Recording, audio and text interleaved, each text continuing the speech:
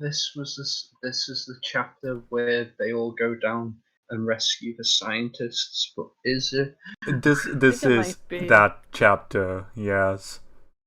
where they He actually do something together. He originated in southwest China. So it Oh, is Asian. cool. Well, there you go. Mm. It was East Asian. Who would have thought? Actually, it should have been really obvious, but just to be sure. Yeah. And the filthy Britons stole it from them. And now we've got tea in Yorkshire, which we're happy to take a sponsorship, by the way. Yeah. Yorkshire tea, please. We mention you so much. I know, right? It's like we have Yorkshire tea during this podcast. We'll talk about you. It's like, I mean, we only have like 60 subscribers, but we'll get there. Okay, so we are recording. So one of you, say hello. Hello there. Oh my god, both of you. Hello, everyone. Chapter 4 of Justice League. My word, we're getting there bit by bit. Oof. So at this point, we have spoken about Justice League for 5 hours, and we still have 2.5 hours to go. We're past the film. Oh. Yeah.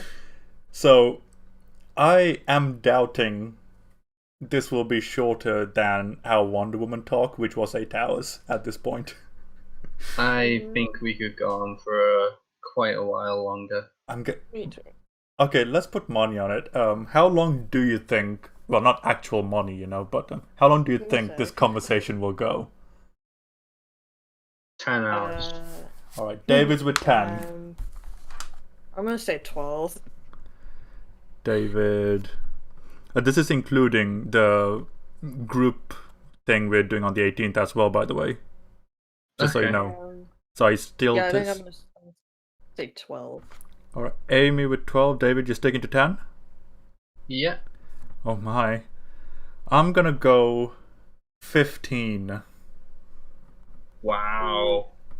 I'm gonna go 15 hours.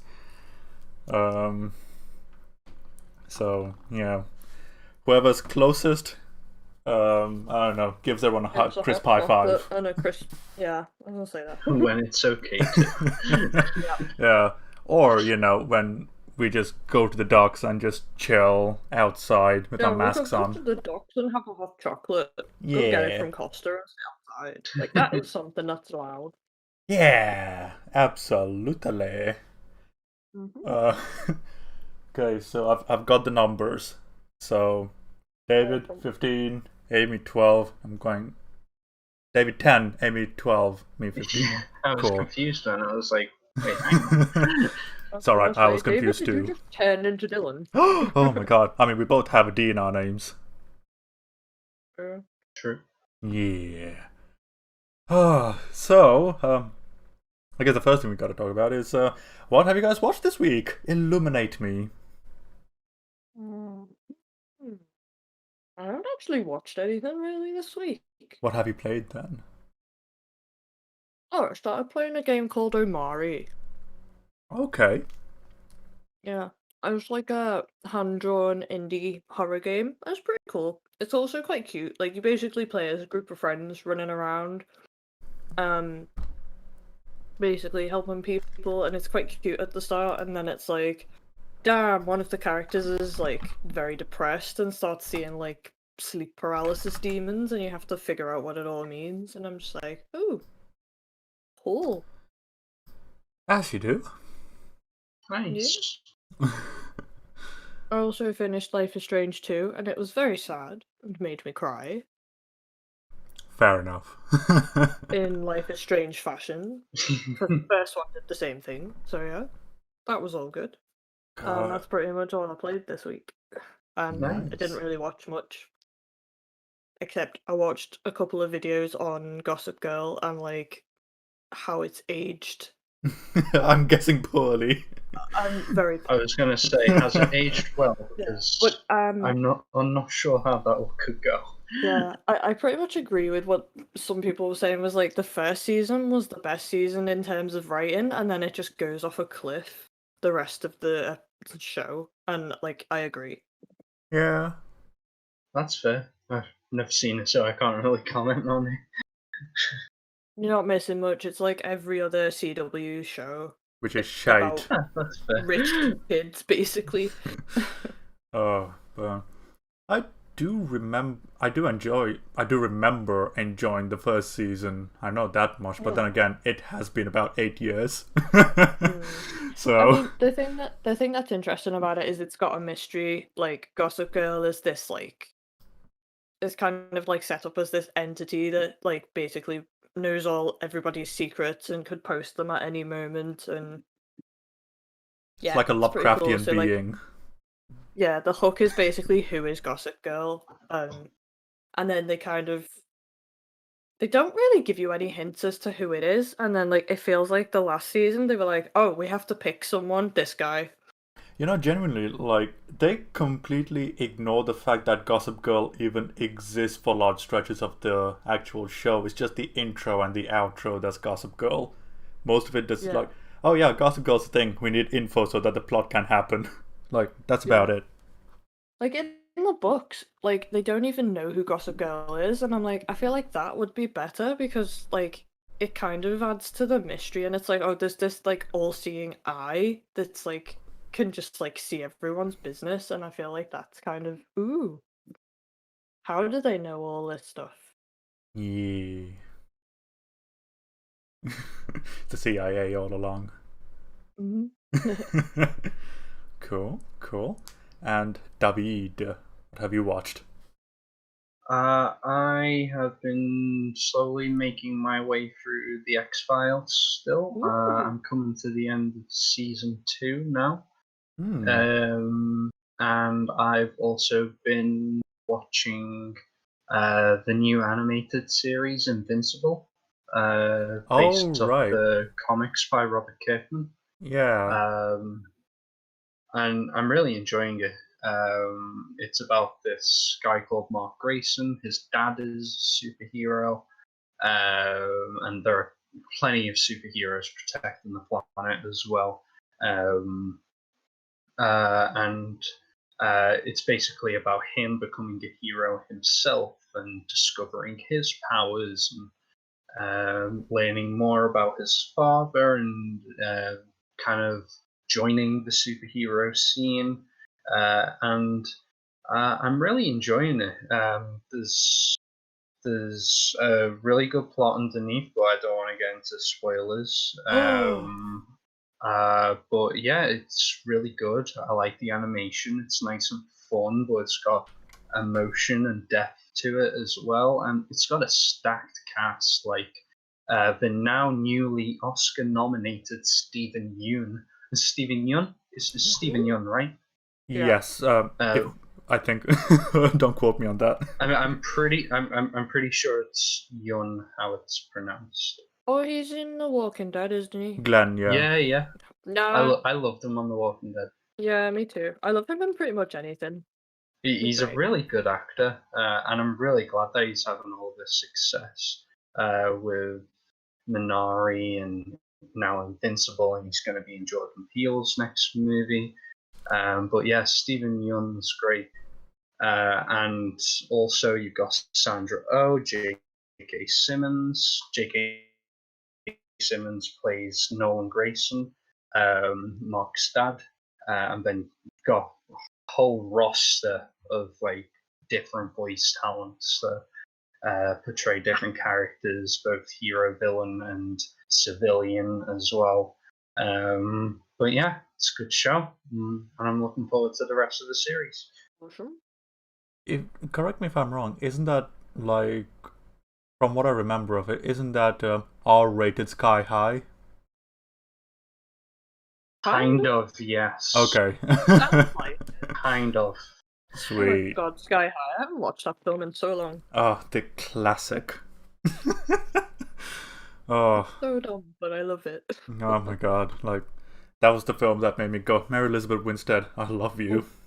Yeah, I think that was one of the films that contributed to me going, yep, I'm bisexual. Nice. Uh, I do love Mary Elizabeth Winstead. Me too. I first saw it in Final Destination. oh 3. god, yeah.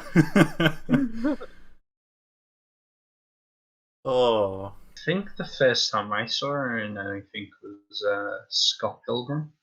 Yeah, Mm. I think that's the same for most people. Yeah. It's probably the best film she's been in, unfortunately. Mm. And what I mean by that is like, oh, she's unfortunately not in as many good films for some reason. Gemini Man. Yes, that categorizes as a film, I guess. I meant that as a joke. I meant that as a joke. I don't like Gemini Man. Yeah, that's fine. I don't think many people remember it anyway. It's quite forgettable. Oh my god. But yeah, as far as what I've been watching or playing, chipping away at Final Fantasy VII. So, well, my thoughts on it are pretty much solidified at this point. But yeah, just regurgitate what I said last week about Final Fantasy. In terms of watching, watched Lizard v Monkey, Dawn of Destruction. Okay. Oh, cool. And God, god damn, what a stupid film. Wow. Just I'm actually tempted to watch this now.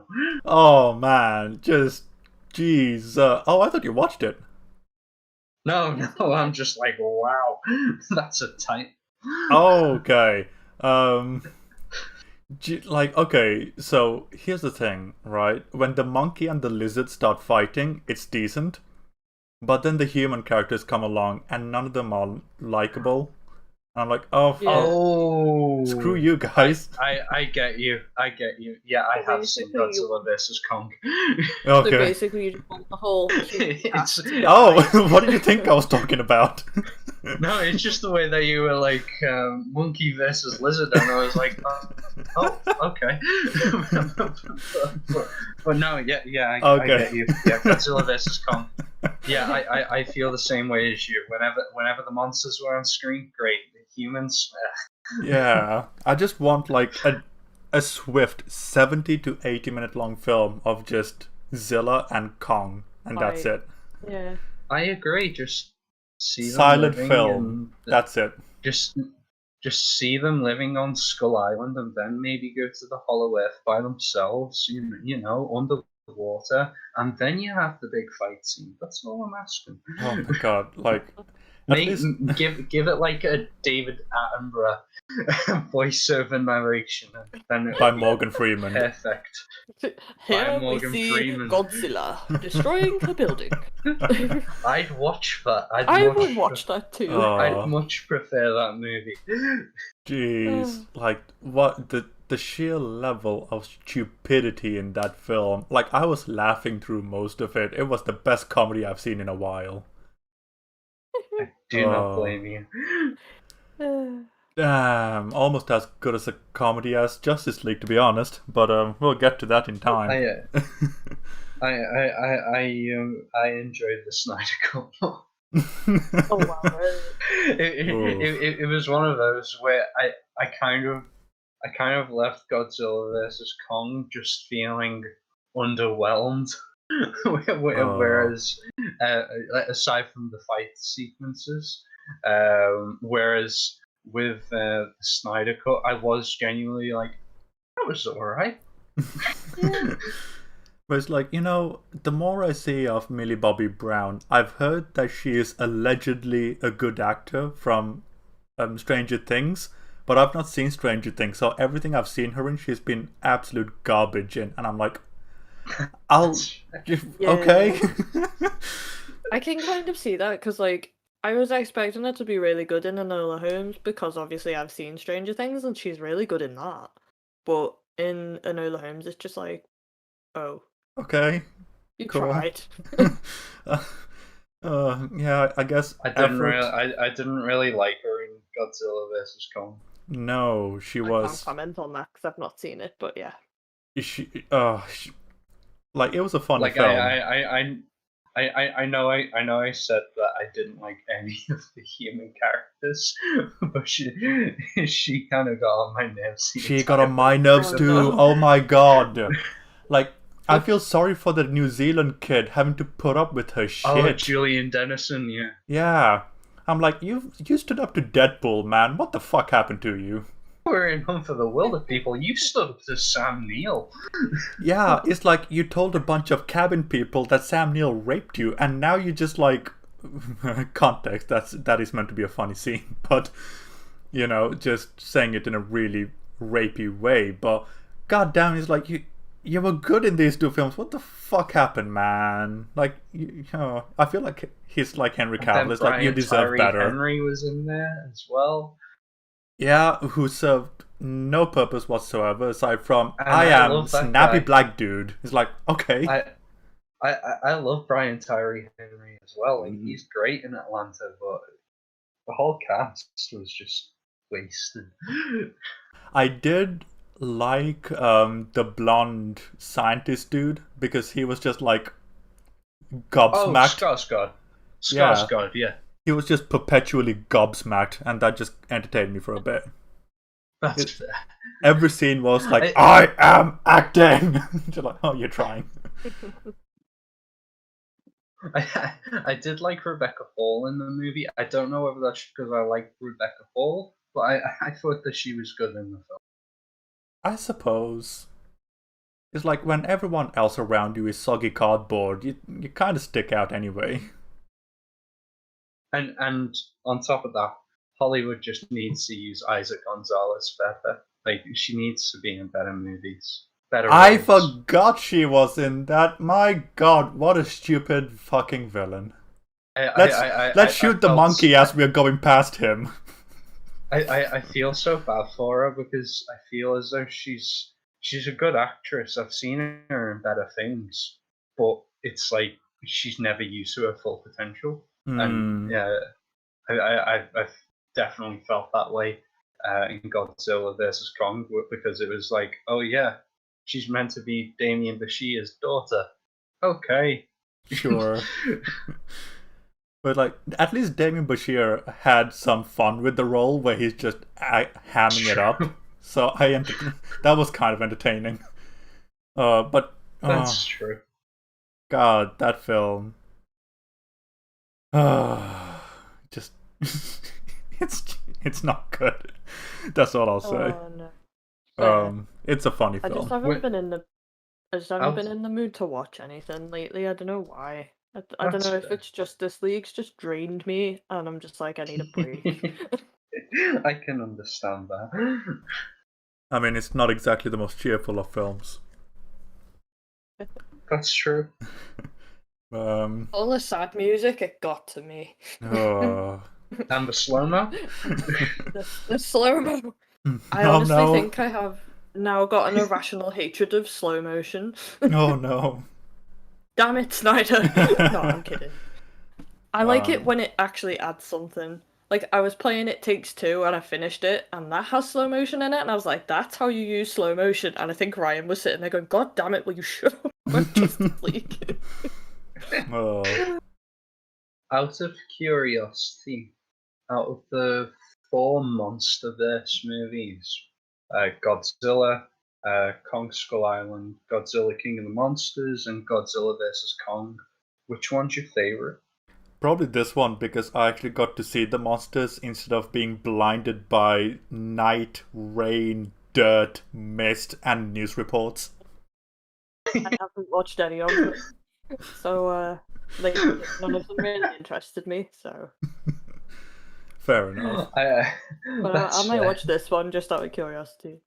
This one has the I best think monkey action, I'll give you that. This one has the best action. True.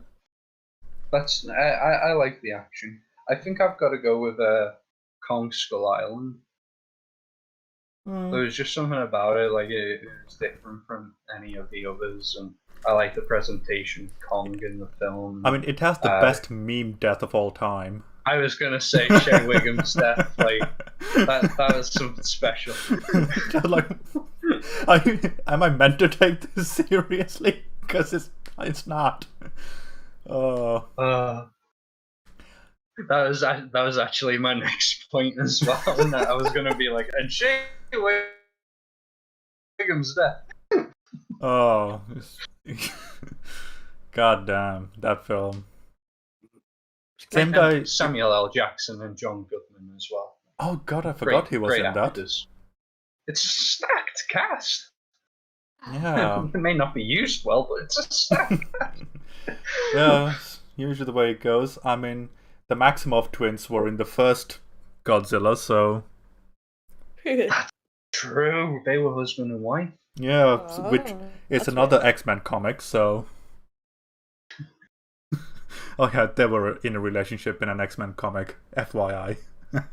Oh. Ew, I didn't know that one. You are welcome. About that. It rings a bell, so... Yeah. I remember there's a comic where Wolverine swaps bodies with Spider-Man and like tries to sleep with Mary Jane, and I was just like, what is going on? If there's an idea, That's there's gross. a comic for it. Yeah. That's about right. Yeah. It's like Rule 34. If there's an idea, there's a porn of it. Yeah, that's kind of like, if there's a thing, there's a porn of it. Oh yeah, you basically just said that. Is Oh my that god. a rule? It's on the internet, there's a porn of it. Genuinely. Rule 34 is a weird place. Like, okay, so for context, right, David, like, Crash Bandicoot, the reveal trailer for the new one came out, and within like an hour, there's like 50 porno illustrations of the new characters in Rule 34. They're fast when it comes to getting it out there. Okay. Yeah. Okay. But yeah. Anyway, Combyzilla kind of went on a detour, but also watched The Last Samurai after like 15 years. What? I remember it being Tom Cruise one. Yeah, I remember it being good, and goddamn, it's better than I remember, which is a nice surprise for once. I do like that film. I don't remember if I've seen it or not. It's on Netflix, so... It's not my favourite Tom Cruise movie, but I do like it. It is very good. And Billy Connolly is just Billy Connolly, which is always great. That's true. And then watch the first episode of Love Alarm, which is a Korean rom-com. And that was just so wholesome. Because I need wholesome right now after the fucking Snyderverse. Yeah. And yeah, caught up on Attack on Titan, and that's been it. I've probably watched more this week than I have compared to others. So I think I've watched the least this week. Oh my god. Well, it's cool. Right, so I guess after a 24-minute long intro, we better talk about this fucker. Sounds about right. Oh my god. Okay. So, chapter 4. It's what's the name of the chapter, just so that... Oh! It is... Oh, part 4. God damn it, I left the sound on. Don't want any copyright stuff going on. Change Machine. Hooah! And this chapter's only 30 minutes, so who knows? We might get 2 chapters in here, which would be great. Nice. Yeah. Once. So we start with Jimbo standing on the roof, waiting for Batsy to come along. And, good old J.K. Simmons. Yeah. So Batman is just chilling on a gargoyle, comes down, and Wonder Woman and Flash comes along as well. Well, hey, wonderful. Can I just ask? No. Go on. Did either of you feel as though that shot lingered for a very long time? Dude, that's like the tagline of this film. Did that shot linger a little too long? It was one of those where it was one of those where I was just looking at my screen and I was kind of like, okay, is there something wrong with my TV? Is it has it paused? I'm glad you brought that up, David, because there are so many instances in this film where it's like you could have cut that at least 2 seconds sooner, but it's just definitely. artificially extending the runtime of this film. It's like, I love my epic Batman shots, but did it have to be that long? Oh, yeah. Yeah, because Snyder's creative vision, y'all. True. How could I forget? Like, genuinely, I have no issue with, but why so long? Because I've been watching so many videos of Snyder Cut and Justice League and all of that, and I'm like, the more I've watched these videos and the comparisons, I'm like, it's almost like Snyder is trying to just try and make it as different from Justice League as he can, while not really having the material to do it with. So, you know, when we film, we leave like 4 seconds of padding so that when we go to the edit, we know we have time to spare. It's almost like he left all 4 seconds and just stuffed it in there so that it's like, oh, this is a totally different film. 2 extra hours, bro. But it's like, oh, it's padding though, dude. Yeah. It's not the. It's fair to say it's not the leanest of films. That's a nice way of saying it. Yeah. Most of it's a waste of fucking time. That's how I would say it. But you know. Yeah. Yeah. Like genuinely, I've been thinking. Like, I'm wondering if Ilaria had the time. I reckon combining this film with Justice League, she could probably create a lean, tight 2.5 version of this film and not lose anything. I believe that. I believe that too. Be a fun experiment if that was the case. Ooh, I'll be down for that. At least it won't be 4 fucking hours of it. Jeez. Like, I'm all for a film being 4 hours, but, you know, maybe like a book adaptation where it's like, yeah, I'm willing to watch a 4-hour film because I'm happy for 3 hours. 4 hours is kind of pushing it. Genuinely, I'm fine with a 4-hour film. Like, Return of the King is 4 hours long, but it wasn't padding. Every scene had a purpose. I have an issue with length when there's padding involved. Yeah, that's understandable. So, hell, make a 4-hour film. I will support your creative vision, but if you're gonna be giving me an assembly cut instead of a full-on definitive cut, then fuck off.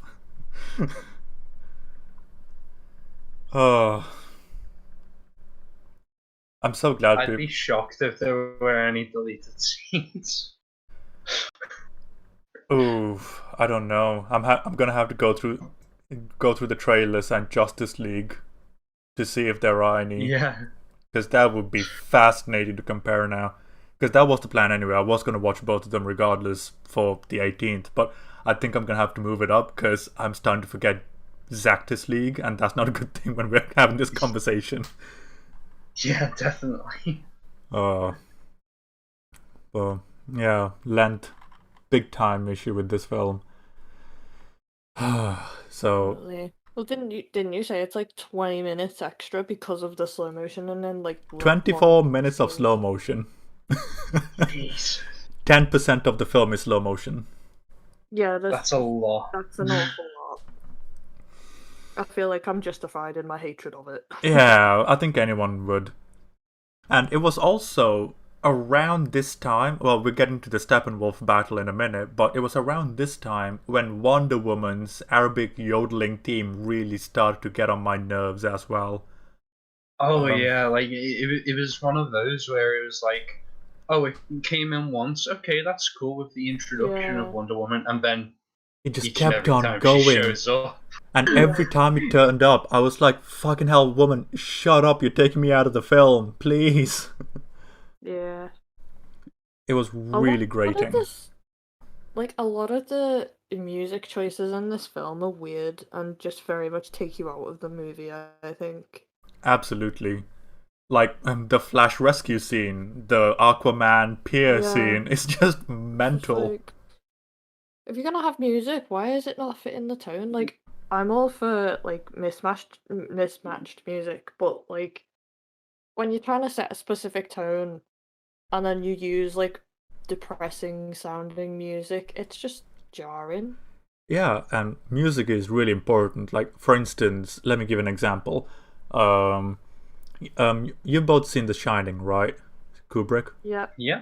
Okay, so you Kubrick know does this a lot. I do, and there's a reason why.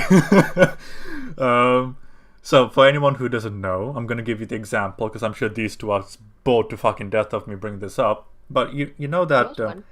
crane weaving bobbing shot that goes blah, blah, blah, blah, that scene. Yeah. Now imagine if you switched that with Monty Python's The Flying Circus opening. It'd be a very different tone, wouldn't it? It's kind of like the way that people sometimes edit trailers to movies. Like, to what if kind of Frozen was a swap around horror the film? genre. Exactly. Or what if The Shining, to go along with your theme, what if The Shining was a romantic comedy? Exactly. So music is really important, and when you mess it up, it stands out like a sore thumb, and that's not a good look to have. Yeah. Like, I get it. In I think it's A Clockwork Orange. Absolutely. There's a scene where they're beating someone up and one of them is singing in the rain. But say if you had the actual Singing in the Rain song playing, it would still be very jarring and it wouldn't serve the same purpose. Because it's the character singing it. So the character is the one then changing the meaning of the song. Whereas if you had the actual Gene Kelly version of it playing over that, I don't think it would. I think it would be like, why is this song playing? It makes no sense. I would argue that it could work because it's Kubrick. If it's Snyder, I doubt it would. Yeah. Because I remember this one shot in Eyes Wide Shut where, this is the first time I'm bringing up Eyes Wide Shut in like decades, but like there's this one shot in the beginning where Tom Cruise is walking through the room and there's opera music playing all the way throughout, and then he comes up to the stereo and switches it off. He's like, oh, that was actually diegetic. That's kind of a cool thing. So it could work. It just depends on the direction. So because it's Kubrick, I could go either way with it, but not here. Oh no. I mean, Kubrick does it in a way to make you go, ah, that's uncomfortable, that's jarring, but like, here, it's just like, there's sad music playing and there's action going on, what? Yeah, or because we talked about Millie Bobby Brown earlier, there's that scene where she was being drowned on the street by Pacific Rim scientist bro. Oh, Ben Gorman. From Torchwood, yeah. Yes, him. I know him as Gottlieb because that's all I've referred to him as. But yeah, it's like I remember kind of growing up watching Doctor Who and then going on to Torchwood, and he was one of the main characters for. Gotcha. So I know him from that. Nice. But yeah, it's like that drowning scene is like, oh, it's a tense moment because Ilona Holmes is being shoved underwater and she's panicking, but the music's like, and I'm like, what the fuck's going on, scene? Am I supposed to be worried for her, or is this a joke? Like, I don't get what you're trying to tell me, scene, because you've shot it like a thriller, but you're giving me music like a comedy. Yeah. Oh, it's what we're trying to. Very strange. What we're trying to say is music is very important, guys. Really think about it. Yeah. So, yes, Jimbo here gives Batman a list of people who have been taken and are held somewhere. Oh my god.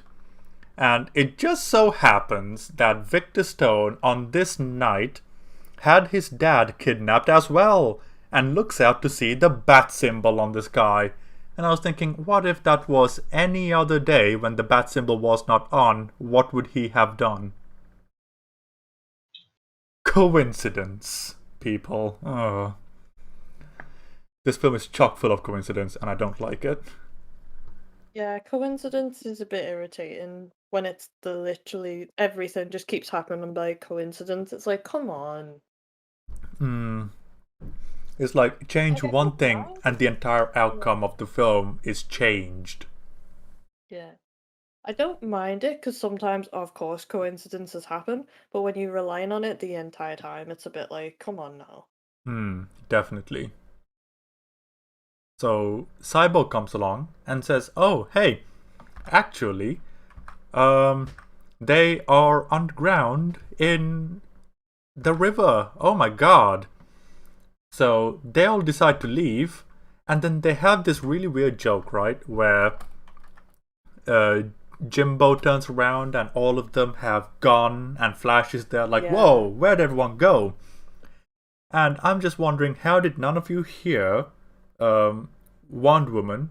How did none of you hear Cyborg, buzzing away? And how did Flash not notice? They were on silent, of course. It's like, Working in Batman logic.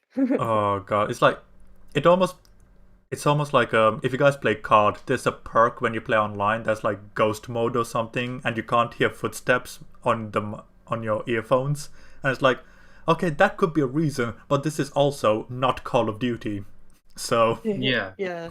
I thought it was meant to be like a Batman joke because like they do it a lot, whereas like people are talking to him and then they turn around and he's gone. yeah, but Like I think they even do it in one of the Christopher Nolan Batmans. Like he's talking to someone, they disappear, and he goes, "So that's what that feels like."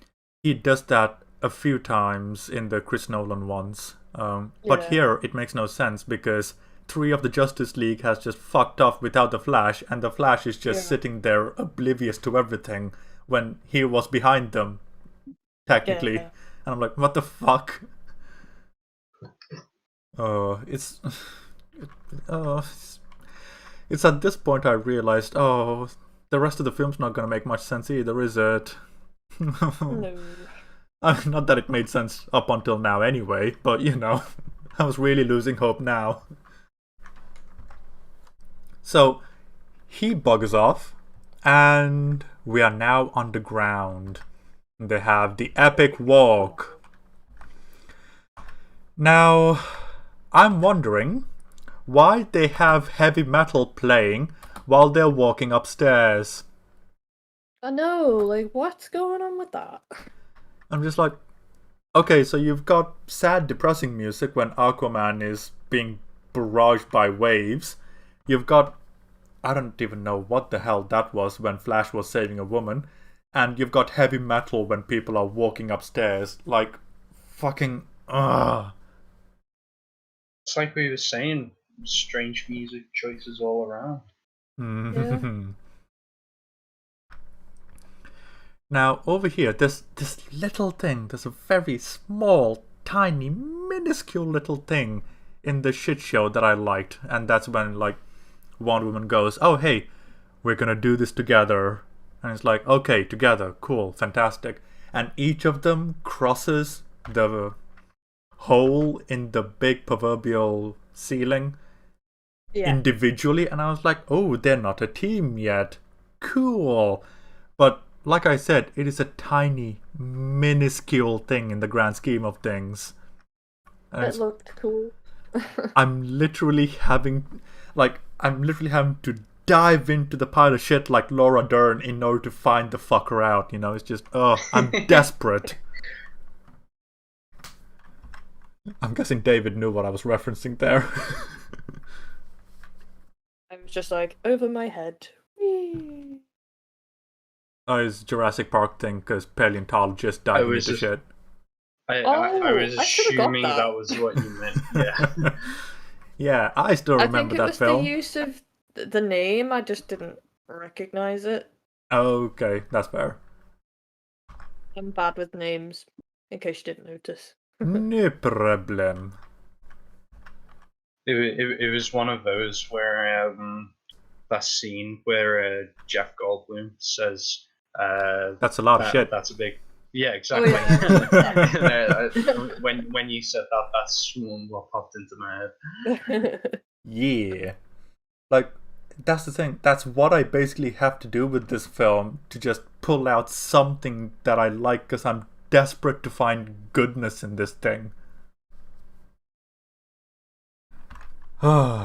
Sometimes it's just what you've got to do. Yep. I don't want to, though. I like it when it's like Lord of the Rings and it's just upfront about being good. Yeah, I can see what you mean there. I wish it was that way too. Yeah. See, that's a film where I'm quite happy to watch the extended edition, and the film's very long, but it's so good. Oh god, yeah. So I don't mind. Oh, If you're gonna make a long film, make it good. so Lord of the Rings. Just watch Lord of the Rings, man. It's just good. It just gets better. Yeah. If you've already watched it, go watch it again. Yeah, fuck this film, man. Watch Lord of the Rings. Yeah. Right. So, Steppenwolf is using Spider Bro to look at information. Cool. And the League are upstairs looking on, wondering, oh my god, what are we gonna do? Oh no. And Cyborg goes, oh my god, that's my dad. We get to Flash going, I'm guessing that's the bad guy. And he also goes, oh, I'm really starting to miss Superman now. It's like, oh yeah, Superman, he's in this film somewhere, allegedly. I literally just paused it on that bit. He's in the ground at the moment. Oh. They haven't yet formulated the plan to bring him back yet. I suppose. I mean, okay, so in Justice League, right, at this point, we're running credits, I'm pretty sure. Yeah, that's definitely true. we still have 2 hours of this fucker to get through. It's just, it saddens me. We are currently at like 1 hour 50 because I've got the film up because I can't remember it, so I'm watching. Oh, fair enough. Frame by frame as well. So where I've got paused is when Steppenwolf got Silas Stone in his grip and is giving him the evil villain man look. Okay, I'm paused on the guy who's got the spider thing on his face. Okay, so literally seconds difference. Yeah. So yeah, Vic Stone decides, no, my god, my dad, and saves him, which I'm okay with, because father-son, yes, good, we are finally doing hero things. Nearly 2 hours into the film. Our super team is finally fighting together. Yay. 1 hour and 50 in. Yeah. And now, so there's this weird part now where after Wonder Woman kills one of the parademons and is looking at Steppenwolf, Steppenwolf looks at his axe really quickly, you know, like with the shifty eyes, and then looks back to Wonder Woman, and then he does it again. And I'm like, once is enough, dude.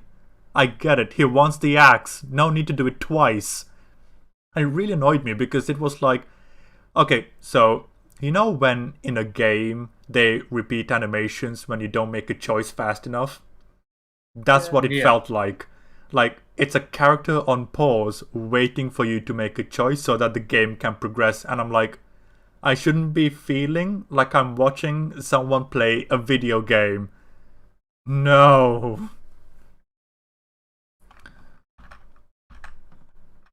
Regardless, the woman starts singing, and Wonder Woman crushes him out of the room. Hey! And this is, once again, David, I'd like to bring up a shot that lingered on Gal Gadot a little bit too long. After she says, I belong to no one. Yeah. 1 second, 2 seconds. Okay, we can cut away now. It's cool. But it doesn't. Yeah, it didn't even need to stay on her face. It could have just been like, I belong to no one. Cut to the next scene. Yeah, just be efficient. That's all I'm asking at this point. My god. I mean, I guess I should be glad because we get to zip through the film. But at the same time, it is a big issue. Big issue. So the two of them start fighting out on the broken bridge while the parademons look. While, you know, human Batman is fighting the parademons. Alrighty then. Yeah.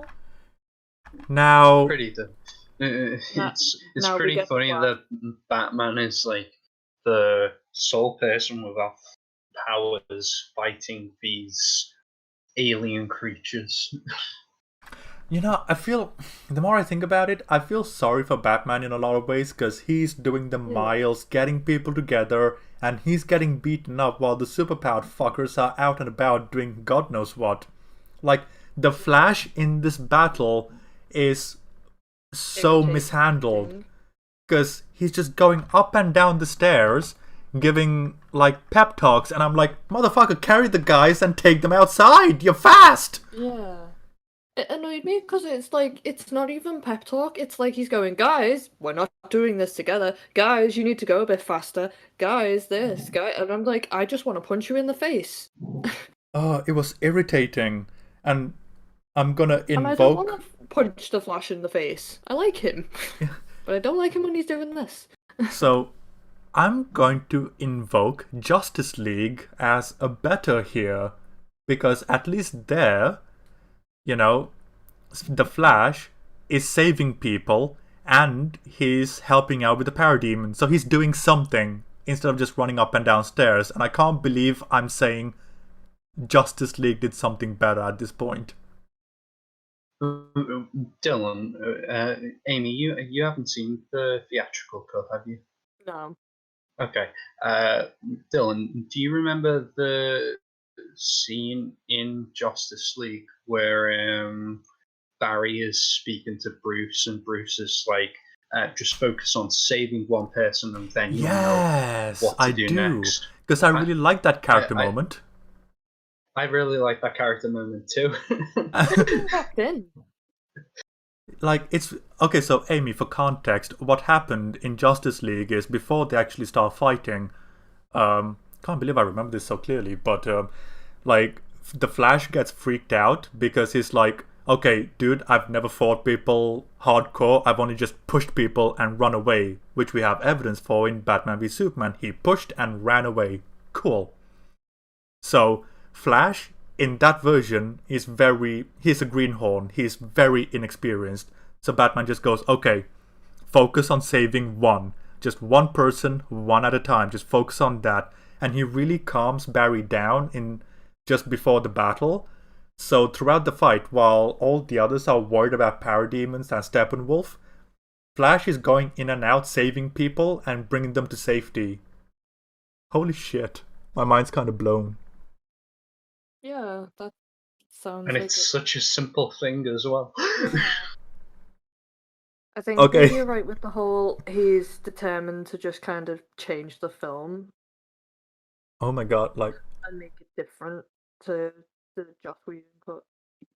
I was joking, but I'm worried that when I rewatch Justice League, like, this is the first instance we were like, oh, Justice League did it better. I'm like, oh my god, what if Justice League is actually better? Oh my god. Now I'm actually worried. I was joking earlier, but goddamn.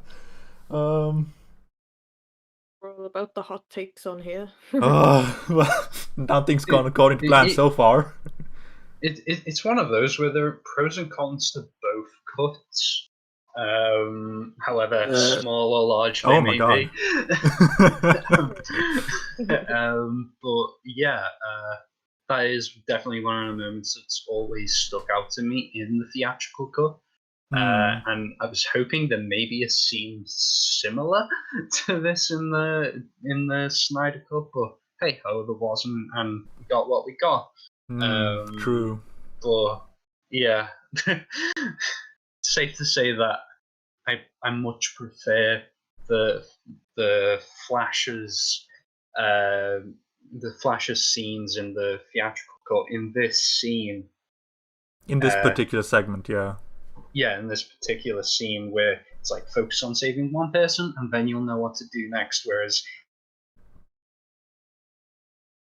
he's just kind of zipping about the battlefield being like, okay, come on, you can do this, like keep going on up the stairs, when he could have been helping people himself rather than giving them a pep talk. And I do like the scene though where like something shatters above all the scientists as they're leaving the building later on. And he kind of zips around and he's saving them. I did like that. So did I. But then, what I'm wondering is, Flash, you're fast. Why didn't you just remove the final big one out of the way as well? Because he's just pushing things away, and there are rocks that are of similar size coming down. So why, instead of zipping, he just goes no? And then Vic Stone had to destroy the last one. I'm like, Flash, you're fast. By the time you said no, you could have done it in 4 times over. Like, what are you doing? Gotta show it's inexperience. Oh, okay. So, Can you explain it then? Like, 'Cause it just I'm not makes saying that's sense. good. I'm not saying that's good. I'm just trying to reason it. oh, like, David, I love you for trying to play devil's advocate, but the film's against you, dude. No, I agree. guess- I agree. I think it's pretty stupid. But Like, if we Yeah, had just the like- Justice League scene where it's like, he is inexperienced and that happens, you have a leg to stand on, you know? But it's not. that's so true. It's kind of like you were saying about the Superman and Lois relationship in these films, built on chopsticks. Did you say? matchsticks, I think. Matchsticks. Matchsticks. Pick the weaker one. That's the one. Exactly. That's essentially a lot of things in these films. Oh. God damn. And then, even in this moment, like, Vic Stone is just really pissed off at his father. Like, just smile at your dad, Vic. Why are you being such a fucking asshole? Like, your father nearly got crushed, nearly got brainwashed, nearly got killed. Like, dude, a single smile. That's all I'm asking. Please. Like, a smile in general from Cyborg would be nice at some point. Yeah, I mean, you could argue right now he's a bit busy just concentrating, so maybe that's why. 'Cause I don't know many people who smile when they're concentrating on trying to, like, save people. Okay, I'm cool with that, but when the two of them are facing each other for a moment and give themselves a nod before going away, then That should have been it. that I should have been agree. a smile. You know, or at the very least, like, he's so minimal in communicating with his dad, you know, at the very least, like, hey dad, like, are you okay? You know, making sure he's fine or something like that, but it's such a standoff performance. And this is his dad. I don't get it. It's not fun. I feel like if it was, like, established that that's how they communicate earlier on, then it would have been less bothersome, I guess. Yeah. But it's not. It is very haphazard. So yeah, now we're back to Steppenwolf, and he is beating Wonder Woman in a fist fight. Oh my god. And Bruce comes up with the crab and starts shooting parademons. Oh my god. Now, okay, so you've got Steppenwolf trying to chop the bat crab thing, like really punching hardcore with his axe, while Wonder Woman's sword falls off of the edge. And I'm thinking, ooh, okay, you have a choice. Help Batman, you know, the person who is human and vulnerable, or chase after your sword, which you're gonna get in a bit anyway. She chooses to go after the sword and leaves Batman hanging, and I'm like, fucking what? Priorities, I guess. Goddamn, like, it's it's so mental, the thought process of each of these characters in this battle, because the Flash is running up and down stairs giving quippy pep talks, Victor Stone is being grumpy, Batman is trying to help everyone, Wonder Woman is abandoning Batman, and Aquaman's not here yet, so I can't even say anything about him. Yeah, he's just trying to get his way there. He's fucking about in the ocean somewhere. But like Wonder Woman did a Catwoman in the Batman games where you can choose to leave him. Oh my god. So the first time I played Arkham City, I actually left, and the game's like, "What the fuck's wrong with you? Go save Batman." I'm like, "Aw." The game's like, "Ha, game over, bitch. You were supposed to save him." And then it rewinds, and you have to do it anyway. But I chose to Yeah. leave. I was like, "Fuck you, Batman," and just left. I think that shows how much of a terrible person I am more than anything. But still. I do love that. I love the way she's just like, screw him as she leaves. For anyone who doesn't know what we're talking about, in Batman Arkham City, you get to the end of the game and there are segments where you can play as Catwoman, and there is a segment where Batman is currently like buried under rubble, and you have to go save him, but you can choose not to. Like, you can choose to literally just walk the complete opposite way.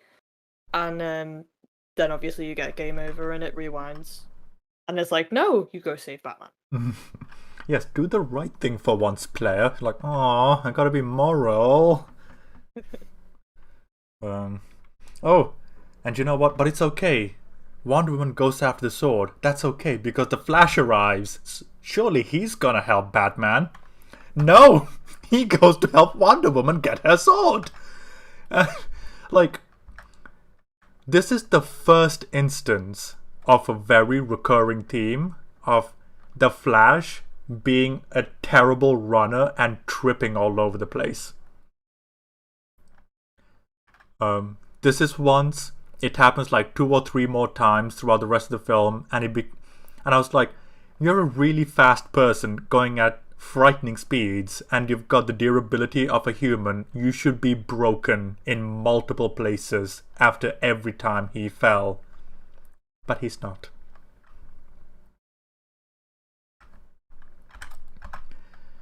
Anyway, they go back to land, and Steppenwolf falls onto the ground alongside the Bat Crab. Oh my god. And Wonder Woman is facing off against him. Oh, so this is the second time in the film where she uses the attack with the braces. You know, the one which she used to pulverize a building in the opening of the film. Oh yeah. Just, God's sake. Like, there was so, yeah. Just the instances of where these characters choose to use their powers and how they use them, I don't understand at all.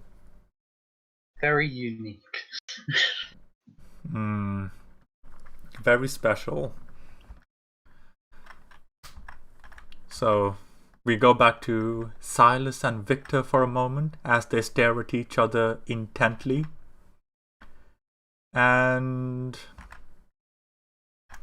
while things are becoming all tismy on the ground, Batman takes off one of the parademons who were heading towards Diana as he is standing on top of the burning rubble that was the Bat Crab. Poor Bat Crab. Oh, I know. Rest in peace, Bat Crab. So, I gotta say, Bruce does make some like really cool machines in these films. this is true. It's like his You like utility it, build must be enormous. Definitely, him and Alfred really go to work on them. Well, like- it's fine because his superpower is being rich, so you know. Yeah, he can True. hire the help, I guess. Question mark. He is the help. He is the help. Oh my god. Like, one Bat Crab takes 3 years to make. Oh my god. It's broken in a day. Okay. Okay, so now we come to a joke, which I don't like whatsoever. Because Cyborg comes down and starts hacking into the Bat Crab, which I'm okay with. He is Cyborg, he can hack into things, that's cool. Now he also says, it's okay, Alfred, I got it from here. And Alfred goes back with, I'm sorry, do I know you? And I'm like, yes, you do, actually. This is Victor, spoke about him a little bit. why didn't you guys have this briefing before going out into battle? Like, Alfred, you know this person. Please don't make this joke. No. Yeah, it doesn't really fit, does it? No.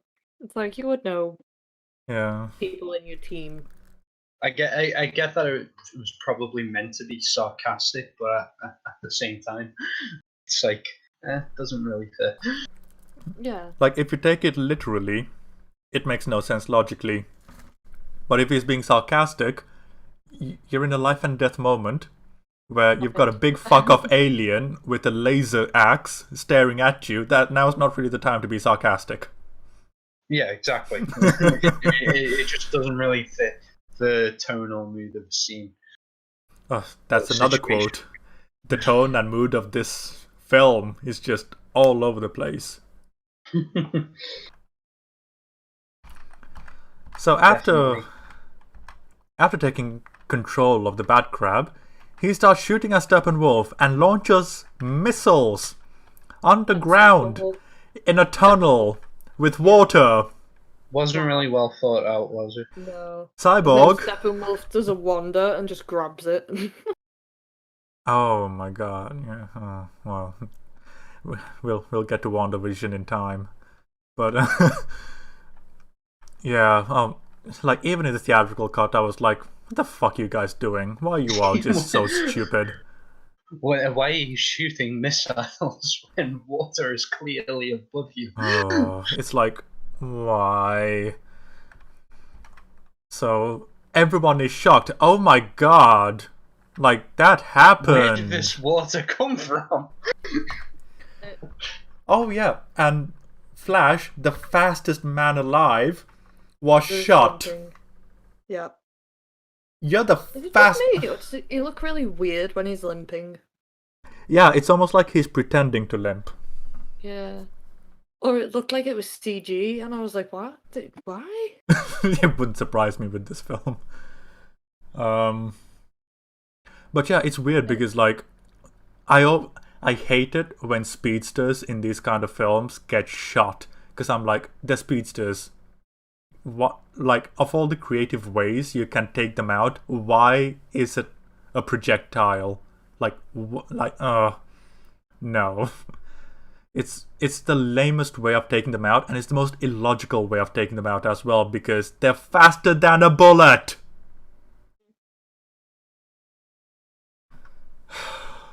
If it doesn't happen to the Roadrunner, it shouldn't happen to a speedster. Exactly. Fucking Looney Tunes did it better. You heard it here first. Looney Tunes has set the bar for speedsters. There you go. Just don't be the coyote. Oh god. I love how the coyote has a thing named after him. Like, it's called Coyote Time, and they use it in video games. Yeah. That's pretty cool. And that's a thing I learned about recently, thanks to the Crash video you sent me, Dylan. And I was like, oh, that's really cool. Yeah. Like, Coyote Time is basically, you know, the bit where he's, like, suspended in midair before he falls down. Oh, yeah. Well, like, in Crash, you have, like, an extra, like, couple of minutes before Crash falls, and they call it Coyote Time. And it's pretty cool. Yeah, I'm glad you liked that video, so... I did. I enjoyed it. Fring is really cool when it comes to content, so yeah, high recommendation. Oh my god. So it turns out, once again, Aquaman, god damn, he's just in the right places all the time. Earlier with Mara, seconds away from her being killed, he comes to the rescue. Seconds away from these guys being buried underwater, he's there, man, ready to stop the water. Coincidences. Not cool. How did he know where they were? That's what I want to know. I don't know. I don't. That's a good point. For some reason, I've never even thought about that, but you're right. Oh my Probably god. because your brain wanted to protect you from being like, why? Throughout the whole film. So this is why I love having this conversation with you guys, because occasionally one of you will bring up something and I'll be like, holy shit, I didn't even think about that, and the logic is broken even more. It's genuinely You garbage, just dear. magically go, Gotham Harbor. This will take me to Batman. I mean, it kind of makes sense, but it's not presented that way in the film. No, there's no plan, there's no payoff, there's no explanation, there's nothing. Oh. But... And it took such a long time for the three of them to get on the crab as well. Like, they all kept looking back. Oh my god, what's happening? 5 seconds later, oh yeah, I'm gonna drown. Get on the crab and then look for... Like this. Doesn't Cyborg also jet off as well? Yeah, just Yes! fly away. So Cyborg can fly, but didn't think to take anyone else with him. Okay. Or let anyone know where he was going. Selfish He just... bastard. Like, these guys are not even... Like, they're not outside of the hole. They're still hanging up for dear life, and he just fucks off without telling anything. And I'm like... And he's just like, bye! Alright guys, I'ma head out.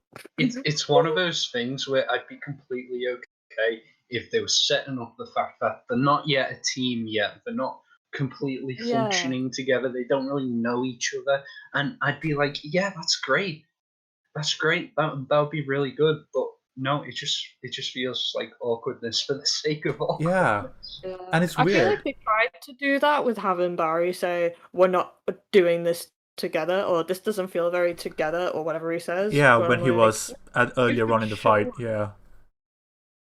It was like, this is such an awkward scene, like you guys said, because he just buggers off and no one brings it up again. It's like, oh. Yeah, and it's like, you've literally got the Flash who's injured. Yeah. At least, like, you just left us there. We could have died. At least take Barry seeing as take the injured, or I don't know, take the one that doesn't have powers and take Batman. He's literally just a guy. But okay, I'm gonna invoke Justice League again. At least in that one, they decided to make a joke out of it by having Barry go, wait, did he just leave us? At least they played it off as a joke. Does he actually say that? He does say that. I remember, because that's one of the few lines I liked. I feel like Snyder's allergic to jokes sometimes. And it's like, and I'm wondering, did Joss put that self-aware joke in there so that we're distracted by not having to think about how much lunacy is taking place right now? Possibly. I feel like that's a problem sometimes, like, Snyder's films take themselves a bit too seriously, whereas I feel like if there was just a little bit of self-awareness, it wouldn't be so... Absolutely. I don't know. It wouldn't be so bad. Like, okay, so there is a scenario... I don't know. There is a scenario where I would be okay with Cyborg leaving without saying anything to these guys, and that's after he had gotten everyone out of the hole and they're all safe. After that point, if he fucks off, I'd be like, okay, they're safe. He's gone off to do something. Fair enough. But they're leaving him here. Them here, rather. And it's like... why? Like, did one of them, like, piss you off or something during the fight, and you're just like, I'm going, I can't deal with this anymore? It's such a weird presentation as well. It's the execution that feels off, isn't it? Another tagline: the execution just feels a bit off. That's my DVD quote. We should just clip that. We should just like have a thing of just the best things said on the podcast and just that. It just kind of, it's like no. If that were the case, I definitely want my. If it doesn't happen to the Roadrunner, then I shouldn't have to a speed stuff. Oh yeah, no, that would go in there too. Like I'm thinking like a collaboration of all the best things that are said during the Snyder Cut. It's like I can just imagine David's going to be like every shot just lingers a bit too long. which is a lot like the film. Or it's like every scene just feels a little bit off. It's like the Road Runner, and then there's Amy going like, "Oh, it's like Coyote Time" and stuff like that. And then there's me just going, "Fucking why? Fucking why? Fucking why?" Yeah. Or there's me going, "I hate slow motion now." Oh, I like fucking slow motion on your side as well. Slow motion. This movie's just way too long for its own good. Yeah. I know. It's like this film literally is breaking and collapsing in on itself through sheer attrition. If it's shorter, I would like things would be a lot more compact. It doesn't give you enough time to notice the problems when it's shorter as well. They made it longer and you gave us more time to be like, this makes no sense. This makes no sense. Make it make sense. Yeah, why can't absolutely. you just make sense? Like, fucking hell, we were talking about Man of Steel. Like, that film is the shortest of these films, and that's like 2 hours and 10 minutes, excluding credits. Yeah. And that came up to 6 minutes, and I'm like, if Man of Steel was the same length as Batman v Superman, it would have been like a 10-hour conversation. So the longer these films get, and the more characters there are, and the more world building there is, the more it kills itself through sheer exposure. Yeah. 1 sec. Oh, no problem. I am alone. What will I do? Well, I suppose that, perhaps we can talk about... Oh, hi. Sorry. I was just about to discuss the meaning of life. Oh, that's fine. That's fine. I was just going to discuss the meaning of life while I was alone. Ooh. As you do. Yeah, something light. Oh my god. Okay, so Steppenwolf comes over to his mother boxes back in God knows where, and they give him a vision of a vast nature-filled plain, and he repeats the exact same move that Darkseid does in the history lesson and bonks his axe on the ground to create the anti-life equation. Oh my god, it was here all along. Of course it was. So that was just them revealing that anti-life is here. We haven't come to that conversation just yet, and my god, we will get to it. It's so broken. Before that, though, Silas Stone is being talked to by Hazmat Bros, and he's saying, yes, I wrote the rules, therefore I know what is happening, which I thought was kind of cool. Yeah. Meanwhile... I believe the guy who made Skynet. Yeah. Absolutely. Yep. I mean, he made Skynet, he made Cyborg. I sense a sequel. Or a prequel. Oh, I just noticed something. The Nazis found the box. So Wonder Woman, if you were actually fighting them in World War II, you might have found out about it. Oh yeah, Dumbass. We'll get to that as well. Oh, we'll get to everything. We're going through this frame by frame, guys. We'll get to everything. Yeah. But yeah, David's itching to talk about anti-life. I know you're willing to talk about Nazis, Amy, in the context of the film, of course. Yeah, please. I never want to talk about Nazis unless it's needed. Yeah. So, while they have miraculously, oh fucking English, miraculously gotten out of the hole, Cyborg returns with the box. Ha ha ha! And says, okay, it's okay, we've got the final box, don't worry, it's all cool, bros. It's like, no one kind of asks him, is that what you abandoned us to get? Like, there was an interesting conversation to have about teamwork, the team of the film, but it's not. Yeah, because it's not as though he's just like, oh yeah, I'm just gonna go get something important. Yeah. Or he didn't say, "Oh, I'm sorry about doing that, guys. I just had to get this before Steppenwolf got it." Oh my god, David, genuinely, like, your idea is fucking already better because, like, okay, if he abandoned them there, if he left, but while saying, "Guys, I gotta get something, I'll be back real quick," and he fucks off, I'm cool with that too. Just give them a heads up. I'm alright with it. And he comes back, he's like, "Hey guys, sorry I left it." Like, that is actually a good idea, David. And that's just you talking off the cuff gave a better idea than these fuckers with millions of dollars. Ah. Oh my god. Thank David. you. Oh, you are welcome, David. It's that time. It's that time. Anti-lifetime. So, Steppenwolf admits that Earth is the forgotten planet. It is the one with anti-life. And Darkseid goes, "What? We all know the story." And I'm like, "Wait, you know the story, but you forgot it's Earth. How?" Yeah. Tore apart 100,000 worlds and you didn't figure it out.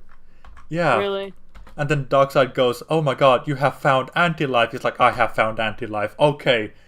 Yeah. Earth is priority number 1. If you conquer Earth with the mother boxes, you can come back home. And I'm like, okay. I'm okay with this. Now, anti-life, according to Darkseid, is the one thing he needs to control the multiverse. Not the universe, the multiverse. All of them. So, you'd expect, with something so important, he'd start sending more people to help in this endeavor. But he does not at any point in this film. And are you really telling me, Darkseid, bro, the only planet in his conquest, the only one to defeat him, you forgot the planet that dealt you the only defeat of your career? How? Like, the most important things in your life occurred on this planet. How did you forget? Your one defeat. Yeah, surely your that would biggest battle. stick in your mind. You'd think someone would forget that. You'd think someone would write it on a sticky note or something, you know? Right. So I got this up. It's Zack Snyder's explanation. Fucking hell. That fucking explanation. For why Darkseid forgets. And I feel as though it's very broken. Do you have a screenshot of it so that I can show the good people as well? I can do one. That'd be great. Or maybe if I can find it. Zack Snyder, Darkseid explain. Images. Is it there? Tell me. Oh, I can't find it. God damn it. We're leaving everyone on the verge. Snyder explains why Darkseid forgot the location of anti-life. Sorry, I couldn't read the rest of it then. I was waiting for it to load. I can send you the link if you want. Oh yeah, please do. That's it. Oh, okay, fantastic. Lovely. You may talk about it, David. Yay. Yeah, so Zack Snyder's explanation that he did after the fact and not in the movie. He almost died when he returned to Apocalypse. He was in a fight for power, and much time passed before he was in a position of power again, and by then, all who had been with him had been slayed. Why didn't he remember it? Oh, because he was dealt excruciating amounts of damage, didn't you know? Blood loss, I guess. You just said he had, like, I don't know, a brain injury. I might believe you.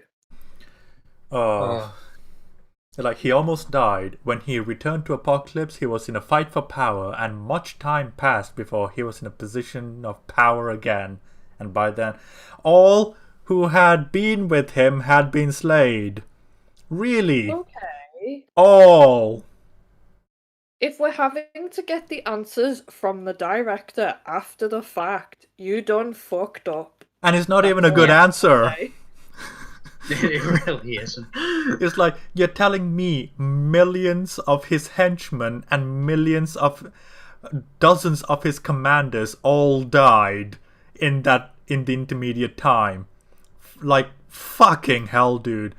Like again, a sticky note. That's all you needed. Yeah. Oh. Like, hey, by the way, Earth, it's kind of important. You might want to go there. I know, right? Like, oh, all this incredible technology. They don't have enough memory space on their hard drive to write a notepad note. Yeah. Also, they have this weird thing called T. You might want to check that out too. T, yes. I mean, do you need any other reason to conquer Earth? But so beyond that, let's talk about Darkseid. If this was the reveal of Darkseid, I would have been like, ooh my god, such an epic entrance. But we already had that in the history lesson. And I'm thinking, oh, Yeah. it's just the bitch that got wrecked by the guy who got cut in half by the power of love in Wonder Woman. How tough could he be?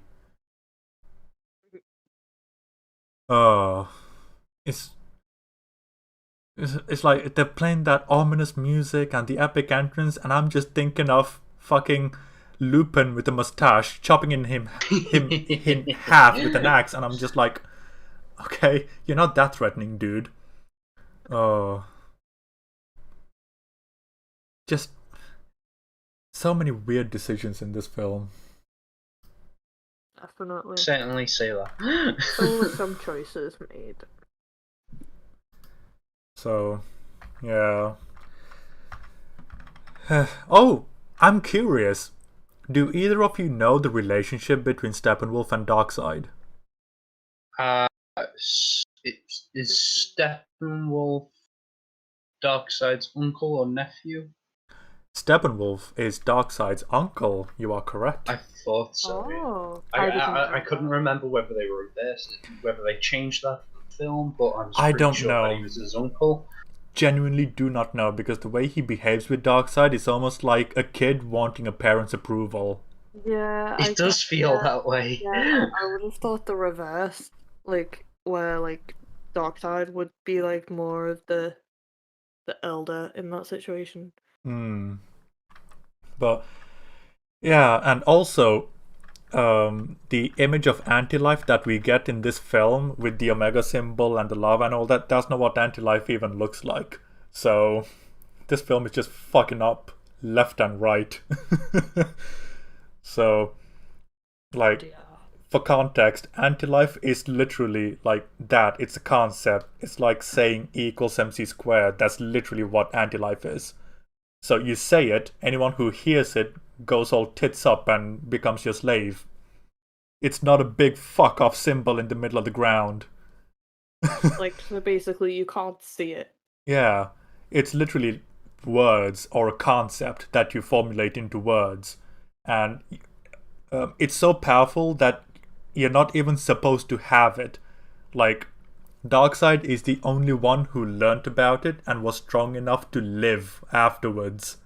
So it's a really world and universe ending thing. But here it's just like, oh, it's just a tribal tattoo on the ground. Sweet. Fucking hell. And the new gods as well, you know, with Darkseid, Steppenwolf, Desart, Granny Goodness. It's a really fascinating world that Jack Kirby created. But here, it's just so misrepresented. The mother boxes aren't even from Darkseid's world, Apocalypse. They're from New Genesis, and we don't hear anything about that. It's just... comparing these to the comics gives me a headache, and talking about this film alone gives me another headache, and it's just headache upon headache. If you're a comics fan, it would piss you off. If you're just a film fan, it would still piss you off. It's just, I'm shocked. It doesn't help anybody. Nobody will enjoy this part. I mean, unless you're someone who doesn't really understand it, I guess you can just kind of just be like, I don't know what's going on, because that's kind of what happened with me when I watched it. I was just like, okay, I have no clue what's going on right now. It's got a big fan base. I don't understand why. I mean, don't get me wrong, I like this film. I do. I kind of see it in the same vein as Lizard v Monkey, but, you know, I don't really take it seriously. But loads of people do take it seriously. I don't understand why. It's like me taking 50 Shades Darker, you know? I don't take it seriously. It's a comedy to me. But it's got a... Loads of people love this film. I don't know why. It makes no sense. But hey, what do I know?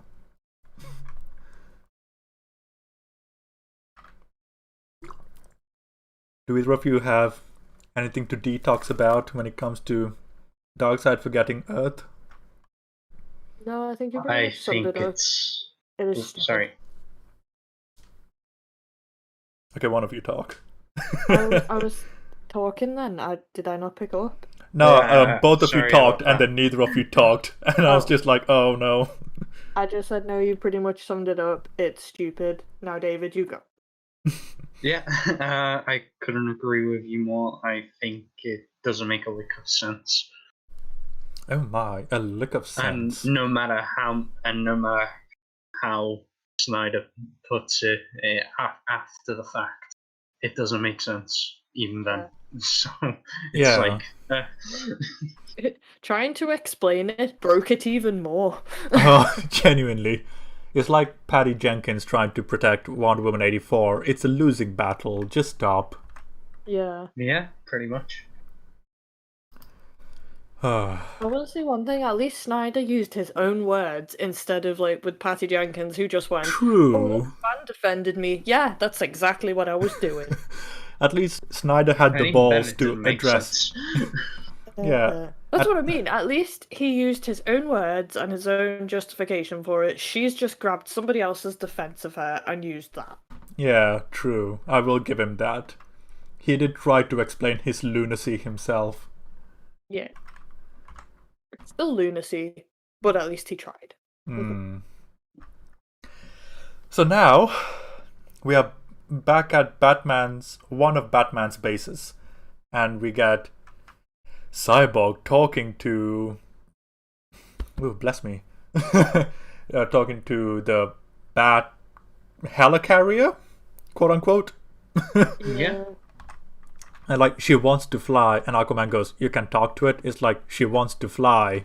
Gotcha. Moving on. And next, they start talking about the mother box. Exposition dump time. So, Gotta love one of them.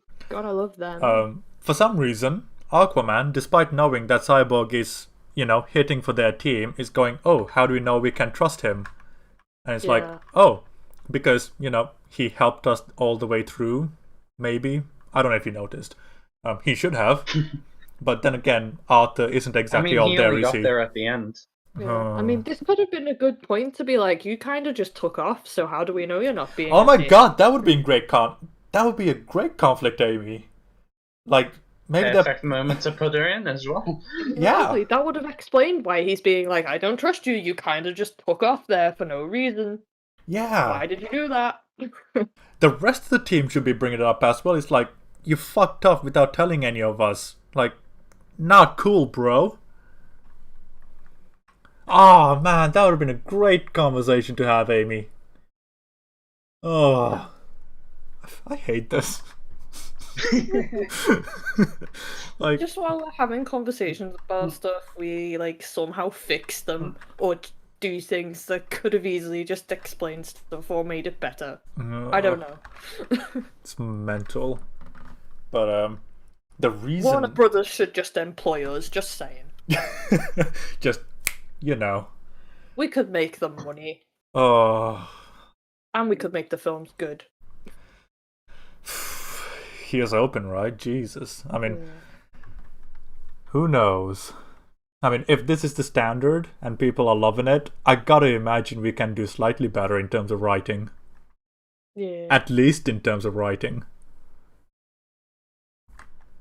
But you know what?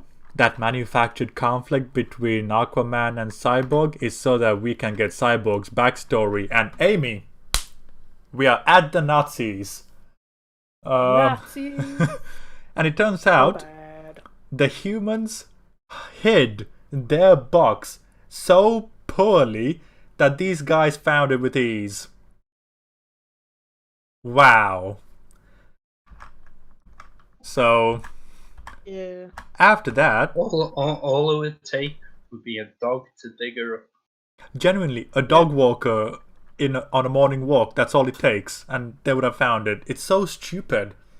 Like, at least if they buried it and built a big fuck-off castle on top of it, I'd be like, okay, at least they tried. But no! Yeah. Just, it's fine. No one will find it. Yeah. Like, if they dug it like 5 stories deep and then built Hogwarts on top of it, I'd be like, okay, they tried. I'll give them props for that.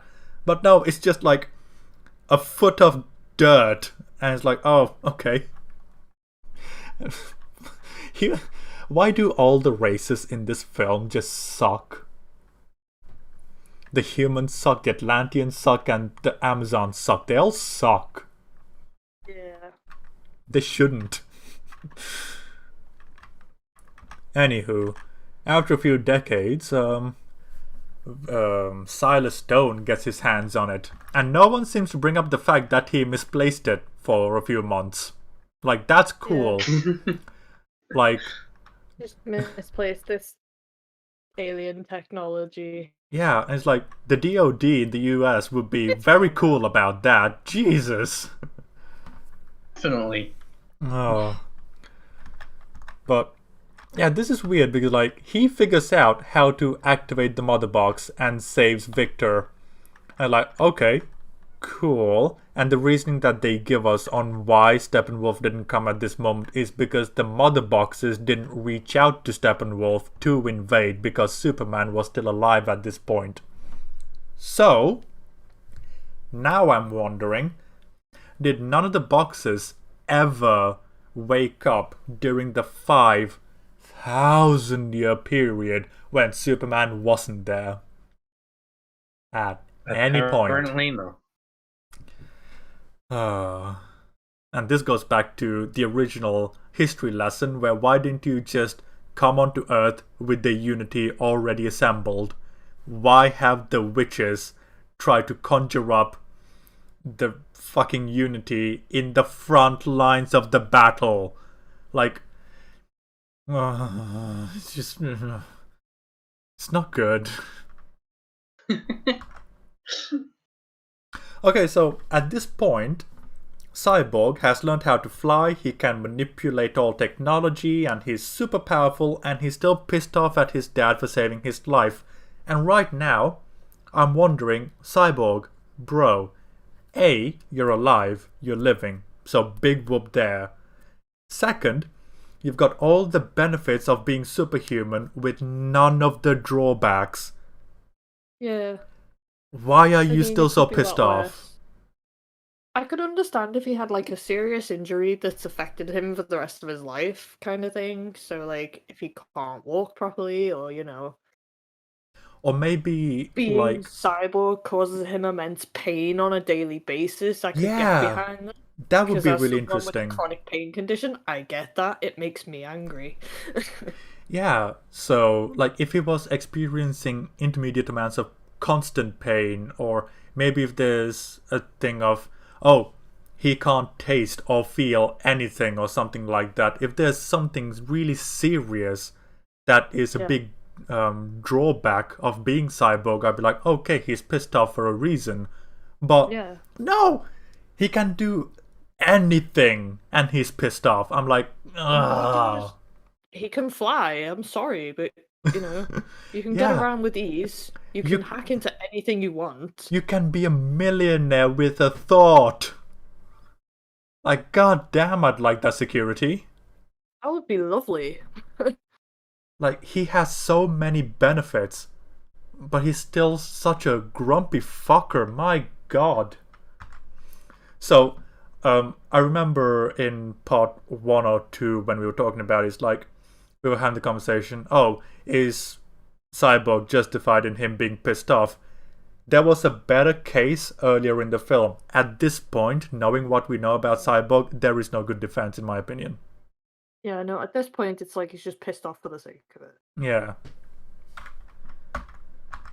But regardless, they're trying to figure out what to do with the box. Oh my god. And they're going, okay, so the box is like a catalyst in scientific terms, where it is used to transform one thing to another. Cool, I'm fine with that. So, transporting particles from one to another, cool. And they gave the analogy of a house to ash and smoke. Cool. The transferring of energy from one form to another, changing its matter. I'm cool with all of that. And then they decide, right, we gotta bring back Superman, because we are pretty incompetent. So, cool. At least we have kind of a reason on how it works. It's not a great one. At least it's a reason, which is wonderful to have at this point in the film, which we've been solely devoid of up until now.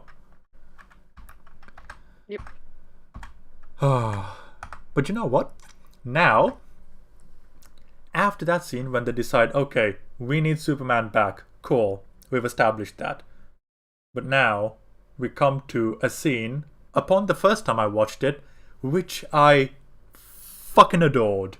I loved it until Zack ruined it in the end. But it's the scene where Martha and Lois were talking about living life knowing that, you know, Clark is dead and what they've been going through, how they've been handling it emotionally, where they're at in life, what are they doing, and how they're the only two that know Clark is Superman, and people. Like, a lot of wonderful things in this scene. Wonderfully paced, wonderfully acted. Even the dialogue was great. This is the one time I was like, oh my god, everything makes sense. It's great. It makes sense. Great. Amy Adams and Diane Lane. Great. Both wonderful. Also, I just remembered at the start of the movie, you were like, why didn't Batman help Martha out? And it's like, this part you can find out that Martha didn't tell anybody that she was struggling with money. Yeah. So, like, it takes a plaster and puts it over an amputated limb. Like, it tries to fix it, and I appreciate that.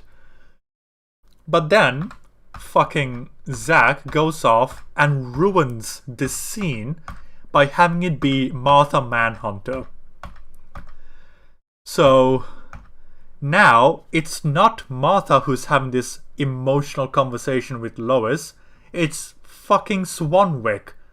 And I'm like, yeah. Oh, thanks. And this was one of the scenes that was reshot, by the way. The exit with Martian Manhunter. And I'm like, oh. So, do you want to know what's funny? Oh, go on. Do you think the Martian Manhunter then had to go see Martha and pretend to be Lois Lane? I don't know. So they were both on the same wavelength? Because now that we know that it was Martha Manhunter and not Martha herself, imagine if in the cornfields when they reunited, Lois just went, Martha, I really appreciated the conversation we had, and Martha just goes, what the fuck are you talking about, woman?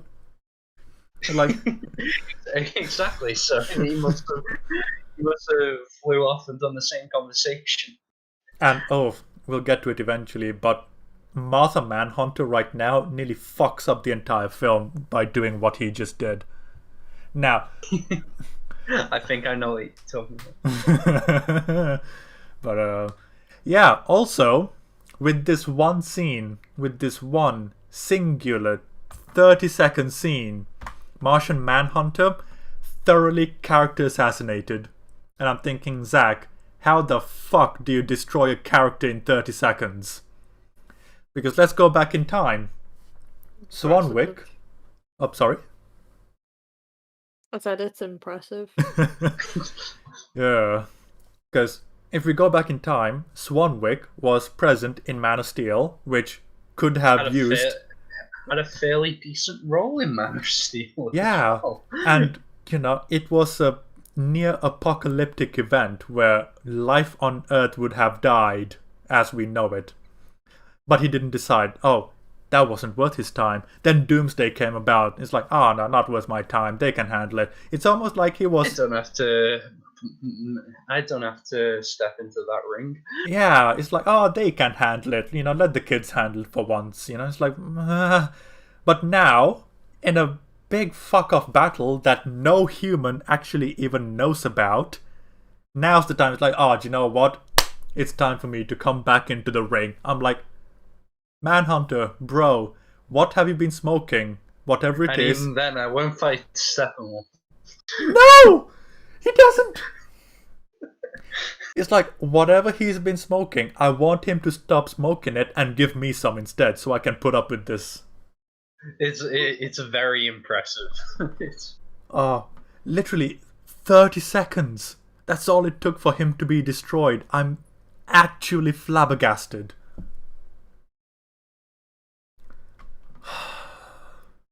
And it's his first live action appearance on the big, quote-unquote, big screen as well. Congratulations. Yeah. His first appearance within 30 Smallville, seconds. Supergirl on the small screen, but big screen. Here we go. 30 seconds and he's destroyed. Like, that's gotta be some kind of record. Yeah. I love the idea of seeing Martian Manhunter. Like, that's very cool. He's a really cool character. The execution. I didn't know much about the character, so I was like, oh, he seems cool. Why is he not in the movie more? Genuinely, all of his scenes were shot after the pandemic and when it was greenlit again. None of this was in the original version.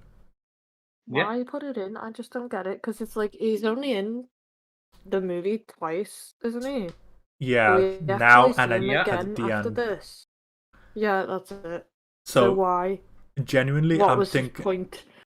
Like, there was this big fan theory on Vero and like Twitter and stuff like that, where it's like, oh, what if Swanwick was the Martian Manhunter? And it was just this fan theory. I'm wondering if Zack thought that was a good idea and put it in the film in retrospect. Which, like, dude, fucking why? I hope that's not the case. I know he originally wanted John Stewart. Yeah. Or a Green Lantern. I'm pretty sure it was John Stewart. I think it was John Stewart too. John Stewart. In the scene with Martian, where Martian Manhunter is in the last scene of the film with Bruce Wayne. That was originally intended to be John Stewart Green Lantern, but WB vetoed that, and Zack decided to go with Martian Manhunter instead. Oh. And it's like... Good choice. I know, and it's like, the more I think about it, it's like, you've had 4 years of hindsight on a film that already came out. Right. Yeah, you got that right, David. Because it was John Stewart, and Warner Brothers said, "No, fuck you. We had a deal. Stop changing so many things." But yeah, it's like, Zack had 4 years of hindsight, an unlimited budget, an unlimited amount of time to tell this story. It's just... It saddens me. Yeah. But like, a lot of filmmakers, I'm sure, would dream of having 4 hours to make a film. I know I would. I feel like he kind of wasted it a little bit. Yeah. Well, at least when you think about it logically. Jesus. But, yeah, absolutely. Regardless, they talk about bringing Superman back to life. Oh my goodness. 2 hours into the film, or more than 2 hours even, we're finally talking about getting 60. Superman back. Yeah. So, they're like, oh. And this is past the runtime of the theatrical. Yes, true. Now, they have an interesting conversation that they do not nearly linger enough on, and that is, what if we bring him back and he's changed? You know? Because that is a big issue. What are the ethics of this? And at least Justice League tried to reference Pet Sematary. You know, it's like, oh, what if he comes back all fucked up like in Pet Sematary, you know? Like, it's a shortcut, but at least it gets the point across. Whereas here, it's like, oh, what if he's changed? Nah, I'll be fine. Okay, let's do it. Oh, that was fast. Also, we get told apparently that Wonder Woman is 5,000 years old now. Oh, yeah, that's in the grave digging scene in the next chapter. I thought we were on that bit, sorry. Oh no, we're still in the hangar talking. God damn it, like, I'm trying to, like, it keeps skipping parts. How dare they? Again, pause it. What, wasn't that a comment by Cyborg? Yeah, it's in when they were digging up the grave of Superman later on. Yeah, but that doesn't necessarily mean that Wonder Woman's 5,000 years old. Either way, it's fucked. I agree. I'm just saying it doesn't necessarily mean, because he could be thinking he could be rounding up or something. She's an Amazon. Okay, let's say this estimation. I get it, because he was like, do you think she'd go for me or something? And he's like, she's like 5,000 years old or something. Yeah, which I get the joke you're trying to go for. It doesn't land. But this brings up, if she is actually that old, then the battle for Earth on Darkseid's original arrival was 5,000 years ago.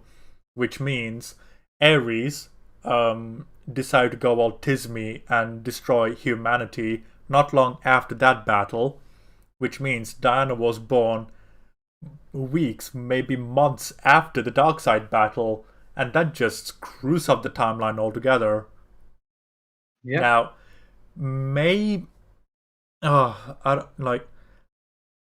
now you have to bring Wonder Woman's continuity into this thing. It's just like,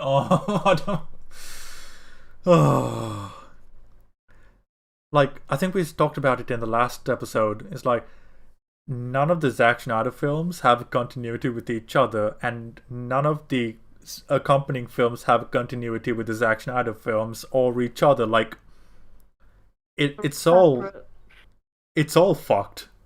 Yeah, they don't work. Very impressive. Together. Can you imagine if the Marvel movies did that? It'd be so weird, because they all tie together really well. Yeah, like, whether they're poorly executed or well executed, you can tell the story that's happening.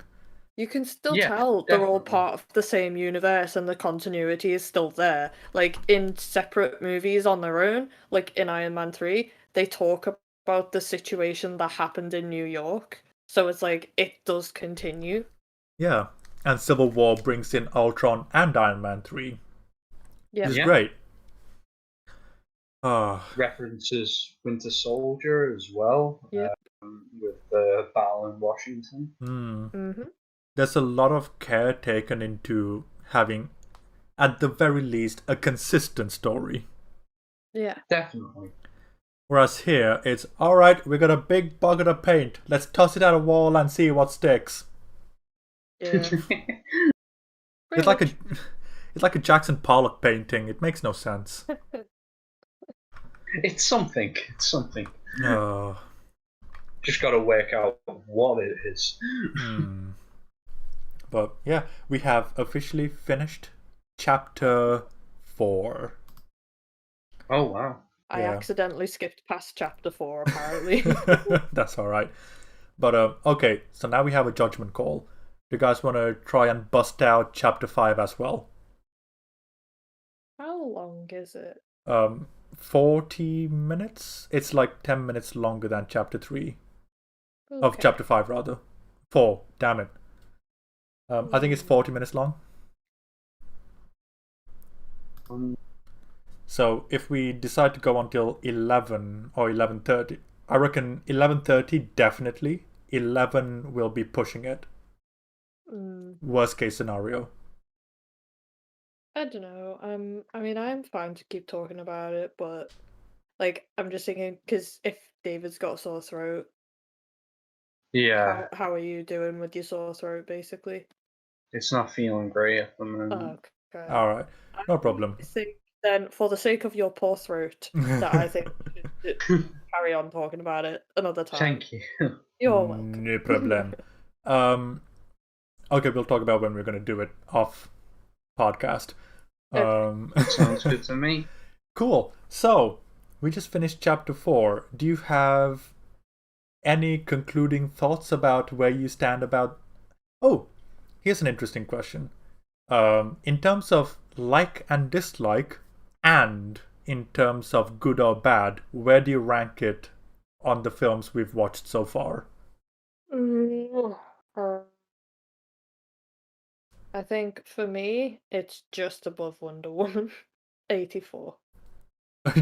In terms of good or bad? Yeah. I'm kind of leaning towards bad. Yeah. So, I'm guessing your list goes Wonder Woman 84, Zactus League, Wonder Woman, Oh no, Man of Steel. sorry, no. Wonder Woman 84, Wonder Woman. Oh, and then Justice League. Justice League, then Man of Steel, and then Batman vs Superman. Which who would have thought that was the list that was going to turn up? I still don't enjoy Batman vs Superman, but I'm going off coherent. Yeah, exactly. The story makes sense to me. Like, goddamn, that was like I'm kind of on the same boat as you, but knowing how much the film falls apart in the next 3 parts, like I know it's gonna get worse than Wonder Woman. So right now it's Wonder Woman 84, Zactus League, Wonder Woman, Man of Steel, and BVS for me. Okay. This might change as we go through it, because like I said, I don't remember it. It was so long ago that I watched it. Nearly a month. I'll just watch it as we talk about it, but I was just like, I just want to get it over with. I don't want to watch this film anymore. So, just a couple more weeks, that's all. After that, we'll never have to talk about this universe again. Yay. How about out of your own personal enjoyment? How do you feel about it? Personal enjoyment. I liked some parts of it. I thought some parts were really cool. The slow motion and some of the music choices just completely took me out of it, so I got a little bit annoyed. Yeah, so in terms of personal enjoyment, I'd put it as second best in terms of enjoyment. But again, quality and enjoyment, two very different things, so... Okay, out of the films, I enjoyed Man of Steel and this one the most. Yeah. Yeah. So, I think I'm on the same boat as you there, Amy. Man of Steel and this one are the ones I enjoy the most. I feel the same way. I have to switch my brain off to enjoy it, but yeah. Which is something I hope no one ever has to do, but you know. Yeah. Okay, David, what about you? Quality and likeness, where does it rank? In terms of quality, I really don't know how I'd rank them because they're all kind of broken in some way, shape, or form. Yeah. I think for us, we just went on which one makes the most sense, like in terms of writing. Yeah, I think me and Amy talked about it on one of the Man of Steel stream episodes, I think, where it's like they're all between a 2 and a 4. It's just, is it a 2.4 or a 2.6? That's what we're trying to decide. Yeah, it's one of those things where it's like whether it's at the beginning, middle, or end, or the whole entire thing, but there's some point where it's like, yeah, that does not work. Yeah. And it's not even small issues, it's film cohesion destroying ones as well, like universe destroying issues. It's like cracking an egg. Yeah. It's one of them though, like if you just watch it and don't really pay attention, then you can ignore it. There are a lot of things that I kind of didn't notice while I was watching this until we started talking about it. So it's one of them. Like if you don't really, I don't know, if you just, like I say, if you switch your brain off, then you don't really notice it. But like if you're actively watching it, as a filmmaker, then a lot of things just stick out and you're just like, yeah, this isn't working. Definitely. Yes. But personal enjoyment, I'd say Man of Steel and Justice League are probably at the top, despite the many. Yeah. Yeah. For fun, I might watch Justice League a bit earlier so that, because I was kind of blown away. I had something positive to say in comparison to this film. So I got to give Justice League a fair shake now, and that's just kind of blowing my mind. So yes, I think I've had quite enough of Justice League. I'm not watching the theatrical. I do not blame you, because I'm the primary host, so I got to have all the context so that I can have a balance. I can guide the conversation on the 18th. So I'm gonna have to put myself through this again. Oh no. Oh well. One day we'll get a Justice League reboot that we'll hopefully enjoy. Well, I've got the animated stuff, so that's something. Oh, I watched Justice League War, and that was really good. Is that the one that came out 2013, I think. I think I know the one that you're talking about. I enjoyed that as well. It's the one where Darkseid comes right off the bat. Yep. Ooh. Yeah, I've seen that one. I liked it. It was a fun little film. I really liked it. Yeah. So watch Justice League War. That's the recommendation. Or Justice League, or Justice League Unlimited. Justice League Doom series is very good. Yeah, just any of the animated series, really. Yeah. I'll even recommend the Hulk animated series, which is just dumb. But have you guys seen Hulk versus Thor and Hulk versus Wolverine? No. I haven't, no. They're just like 20 minutes long each, but they're so fun. If we're going for animated superheroes, Spider-Man Into the Spider-Verse. Yeah. Just watch that. Never mind animated. I'd even say superhero film. Period. That's probably the best one. Definitely. If you like superheroes, then just watch this film. But I would say even people who don't like superhero movies like this film. Like Ryan does not like superhero movies, but when we watched Into the Spider-Verse, he loved that film. It's just a good film. You go. It's a good film, and anyone can enjoy it. Yeah, I remember the film critic Scott Mantz. He once said that Spider-Man Into the Spider-Verse is the It's a Wonderful Life of Spider-Man movies, and I was like, that's a perfect description of it. Yeah, I can see that. Yeah, through the character of Peter Parker. Yeah. Into Spider-Verse, man. Watch that as well. Just in general. And if you want to watch It's a Wonderful Life, go for it. Yeah, that's also a nifty little film. Yeah, I mean... It's a classic. Get some tissues if you watch it.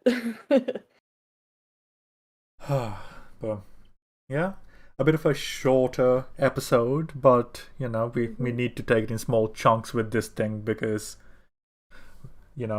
sanity. I kind of want to watch Spider-Verse now. Do it. You should Have do you it, seen man. it? Rewatch it again. It's a good movie. Yeah. It just makes me happy. It's a feel-good film. Yeah. Yeah. I hope everyone has enjoyed this little conversation between us. So we'll probably be having a new release schedule for this episode. So maybe this will be coming out as usual or not. Who knows? But until next time, how about the heathens? Take care. Oh no. Bye.